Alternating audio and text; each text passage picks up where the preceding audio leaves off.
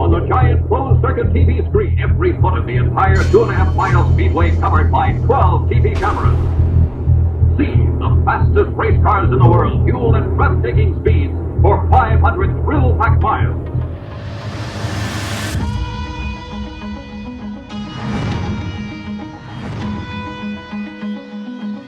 I was just 9 years old when my father ignited my passion for racing.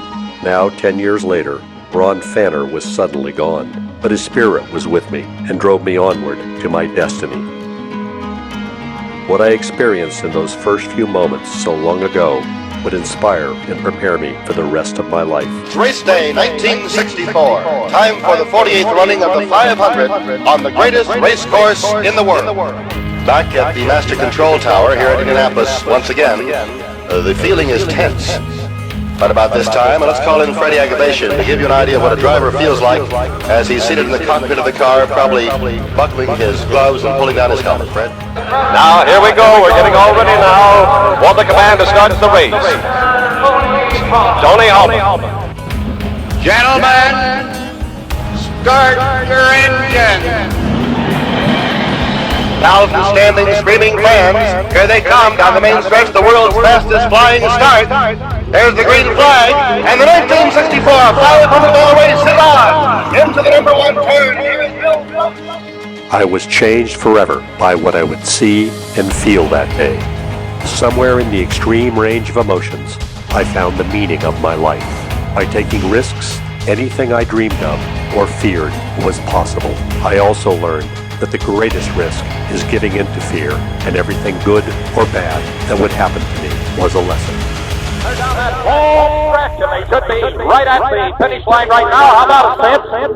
There he goes, right across that line, Jim.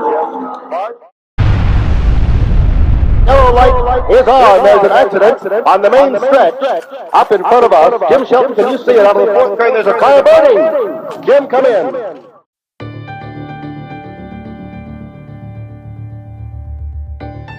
The first lesson was that racing is real, and the consequences are extreme.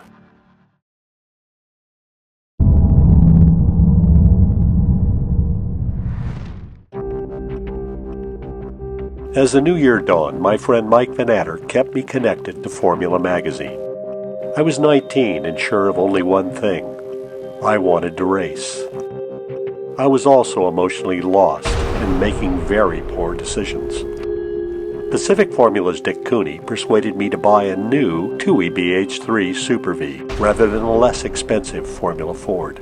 At my first test with the TUI, I asked experienced racers Mark Monroe and Claude Collignon to help me find my way at Willow Springs Raceway, but it was not enough. Within the first 5 laps, I missed a shift and badly damaged the engine. But there were bigger problems in the world. We had lines that used to start 4 o'clock in the morning. Now, this station didn't open till 7. And as far as the eye could see, there was a never-ending line of automobiles. The monsters are dying of thirst. The energy crisis is killing them. Amid the gloom, my 1969 MGB stalled at a stoplight, and it was mounted from behind by a lowrider, which totaled the car. And my uncanny instinct for making bad decisions continued. Harry, you did it again! I thought you were getting an economy car and you come home with a sports car. Oh, no, an economy car, honey. Chevy Vega. Harry, on the fender here, what does the GT stand for? Oh, it's just, letters. Bullshit. 74 Vega GT. See what it's like to drive a winner. If you are wondering, my Vega GT was metallic bullshit brown. Speaking of bullshit, Dick Cooney and I hatched an unwise plan to trade the repair of my broken engine in exchange for letting him drive the TUI at the next SCCA National race at Riverside. Cooney finished third, but I was losing interest and was drifting back to dreaming of Formula Ford and racing with Alan Hawley in his Eldon. During this challenging period, I found motivation for Mark Donohue's final triumph in the inaugural IROC Championship. I also found inspiration in racer Peter Revson because he was everything I wanted to be. So first ever Grand Prix win, how does it feel? Oh, it feels great. I've been waiting a long time for this. I remember you here at Silverstone in 1964. It must seem a long, long time ago. It sure does, and since then my ambition was to win a Grand Prix, and I'm glad it could be the British Grand Prix. Peter won 2 races during the 1973 F1 season, but lost his McLaren seat to Emerson Fittipaldi and the Marlboro sponsorship that came with his signing. Now Peter was with the American UOP Shadow F1 team, and I was hoping for the best. But this was not a hopeful time. Following the departure of co-founder David Lockton in March 1971, Ontario Motor Speedway soon ran into deepening financial problems. For this reason, the 4th annual California 500 moved from September to March, and I was there as a reporter for Formula Magazine. For the first time, I was moving among my heroes with a real media credential. On the other side of the country, the energy crisis claimed the 12 hours of Sebring. Then, on the other side of the world, a dark era of Formula One claimed another brave soul. Peter Revson was gone, but life and racing went on. So did Formula Magazine. Racetracks were searching for new ways to survive. From this, California Jam was born. It would be 1974's largest crowd at Ontario Motor Speedway, but I missed it because I was too busy making another bad decision. My pal Doug Rogers and I would drive Dick Cooney's 1972 Ford Grand Torino tow vehicle to Road Atlanta in Georgia, so that Cooney could race my new Tui in the IMSA VW Super V season opener. After arriving 2 days late due to mechanical problems, we put Cooney in the Tui for race day warm-up. He crashed on the outlap, and my car was totaled. By comparison, the IMSA BF Goodrich Radial Challenge Series began to look good to me, and one driver caught my attention. Nick Craw, a federal government administrator and sportsman driver, replaced Morton for the final hour and a half of the race. As he returned to the track, Craw had increased his lead to 2 full laps. Backing off to the final stage to preserve the car, he still won the race at an average speed of nearly 80 miles an hour. How could I have known that he would someday change my life? Now, what the hell was I going to do with my destroyed 1973 Tui Super V that I was still making monthly payments on? Thankfully, bad decisions were now being made in my favor, as Dick Cooney decided to order the parts to build a new 1974 Tui from the wreckage of my car, and race it at the Ontario IMSA event in May. After the race, I put the Tui up for sale. Now it was time to watch my first Indy 500 without my dad. Somehow all this month of May, the electricity and anticipation seemed to be lacking at Indianapolis. Practice time was short, the weather was bad, but suddenly this morning it all came together. The dark skies of dawn gave way to the sun. The people streamed in by the hundreds of thousands from all over America, ready to watch 33 lonely men speed toward Turn 1 in an emotional high point of American sport, the start of the Indianapolis 500.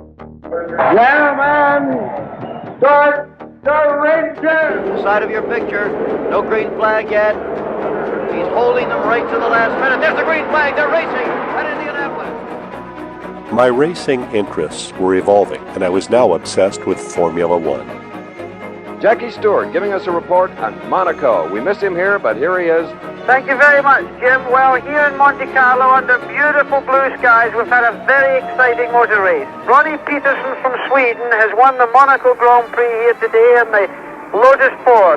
Start of the race, it sort of resembled a demolition derby. There was a lot of accidents on the opening lap, but fortunately without any injury at all to the drivers. A confusing race, but in fact a great race that you're going to be able to see in Wide World of Sports on the 8th of June. Now back to you, Jim, in Indianapolis. Let's go down to Mario Andretti. Mario, what happened? Broke a piston. Just still can't believe it.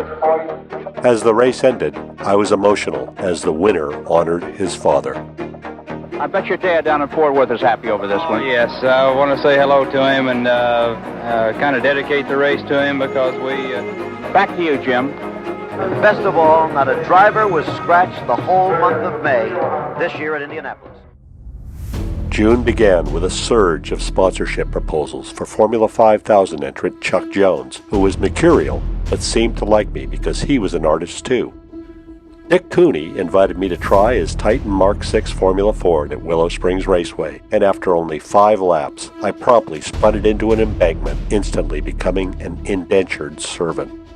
Around the same time, an unsettling presence appeared as a Formula Ford customer at Pacific Formula. He was the creator of Supercross, but I didn't really like what I saw when Michael Goodwin was with Dick Cooney. Not surprisingly, Pacific Formula was soon running on empty, and Formula Magazine was in deep trouble. So was my new Vega GT. It died 1 year earlier than most Vegas when I forgot to add oil.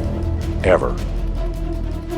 Now I was driving Cooney's Gran Torino station wagon, my third set of wheels in less than a year. With August came my 20th birthday, as A.J. Foyt set the fastest lap in racing history.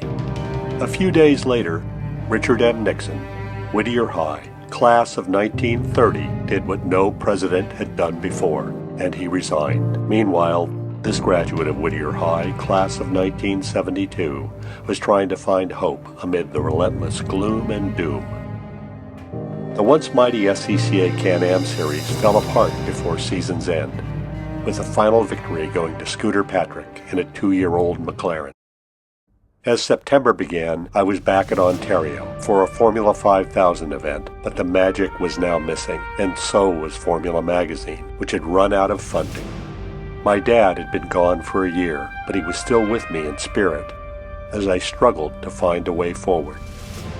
My hero, Mario Andretti, was back in Formula One with Parnelli Jones' new team, and Mark Donohue surprised me and returned to drive the new Penske F1 car. Sadly, Formula One's grim harvest continued, claiming Helmut Koenig at Watkins Glen. He was only 25, but racing and life went on, with Mario Andretti winning the Riverside Formula 5000 finale 3 weeks later. During this period, I'd made a new friend in racer Ed Pauley, who soon introduced me to my Formula Ford hero Skip Barber, who'd recently retired after his deal to race with Chuck Jones in Formula 5000 fell apart. Now, Skip intended to start the world's best racing school. My friendship with Mike Vannatter was at a turning point. His mom was sick with cancer, and his family moved to Northern California. We had been through so much together, and it was hard to imagine continuing without him. During this time, I visited Chuck Jones to deliver artwork, and I shared that Formula was in trouble. And he asked me the fateful question, "What are you going to do about it?" Now I was determined to save Formula, so I cultivated new allies to work with me to try to convince Pacific Formula's backer, John Benton, to close his racing business and focus on the magazine. At the same time, I sold my Tui Super Bee and was able to buy Alan Hawley's Eldon Formula 4. Now I had a proper racing car and Formula One hair with shades to match, so anything was possible, including being hit broadside by a drunk driver on my way home from Pacific Formula.